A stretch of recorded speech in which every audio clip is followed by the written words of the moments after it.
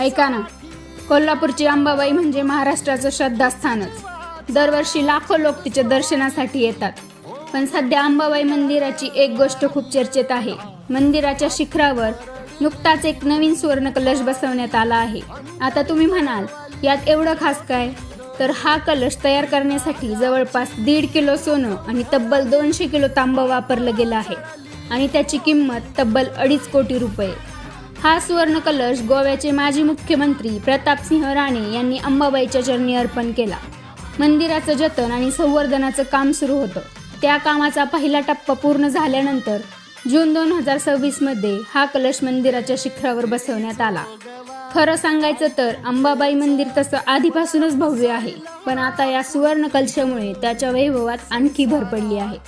सकाळची सूर्याची किरणं त्या कलशावर पडली की तो अक्षरशः चमकत राहतो आणि ते दृश्य पाहिलं की नजरच हटत नाही. पण हा फक्त सोन्याचा कलश नाही, ही लाखो भक्तांच्या श्रद्धेची भेट आहे. आपण मंदिरात जातो तेव्हा देवीसमोर हात जोडतो, मनातल्या इच्छा सांगतो आणि त्याच मंदिराच्या शिखरावर आज हा सुवर्ण कलश भक्तीचं आणि विश्वासाचं प्रतीक म्हणून उभा आहे. म्हणून पुढच्या वेळी तुम्ही अंबाबाईच्या दर्शनाला गेलात तर फक्त देवीचं दर्शन घेऊ नका, एकदा मंदिराच्या शिखराकडेही नक्की बघा. कारण तिथे फक्त सोनं चमकत नाही तर भक्ती चमकते, तिथे श्रद्धा चमकते आणि अंबाबाईवरचा लाखो भक्तांचा विश्वास चमकतो. जय अंबाबाई माता.